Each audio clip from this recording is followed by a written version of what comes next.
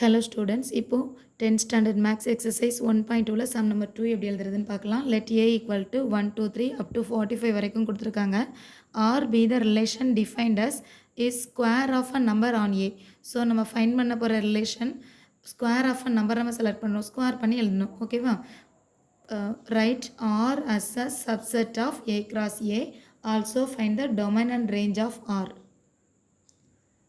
A value என்னன்னு சொல்லி இங்கே எழுதியிருக்கேன். இது ஸ்கொயர் ஆஃப் நம்பர் வேணும். Relation A cross A. So first R equal to 1 select பண்ணால் இதை ஸ்கொயர் பண்ணும்போது 1 1s are 1 இல்லையா? 1 தான் ஆன்சர். 2 செலக்ட் பண்ணும்போது 2 2s are 4. 3 செலக்ட் பண்ணும்போது 3 3s are 9. 4 செலக்ட் பண்ணும்போது 4 4s are 16. 5 செலக்ட் பண்ணும்போது 5 5s are 25. 6 செலக்ட் பண்ணும்போது 6 6 are 36.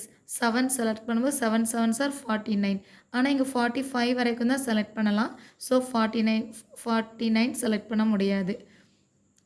இதில் டொமைனும் கேட்டிருக்காங்க, ரேஞ்சும் கேட்டிருக்காங்க. டொமைன் அப்படின்னு சொல்லும்போது இதில் ஃபர்ஸ்ட்டில் எழுதியிருக்கிற நம்பரெல்லாம் டொமைன்.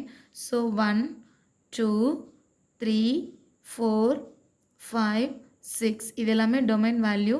ரேஞ்சுன்னு சொல்லும்போது இதை காப்பி பண்ணும்போது கிடச்சிருக்கக்கூடிய ஆன்சர்ஸ். That mean 1 4 9 16 25 36.